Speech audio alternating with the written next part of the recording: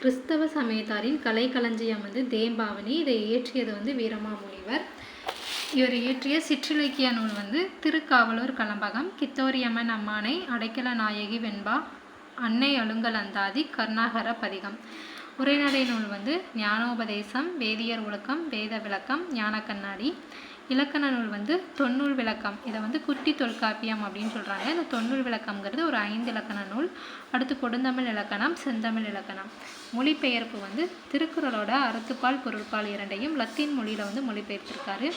அகராதி, சதுர அகராதி. சதுர அகராதி தமிழோட முதல் அகர முதலி தான் சதுரகராதி.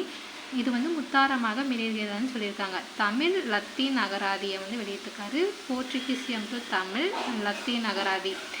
இவரோட ஏளன இலக்கியம் பரமார்த்த குறுக்கதை, தமிழின் முதல் ஏளன இலக்கியம். தொகுப்பு தமிழ் செய்யுள் தொகை அப்படிங்கிற தொகுப்பை வெளியிட்டிருக்காரு.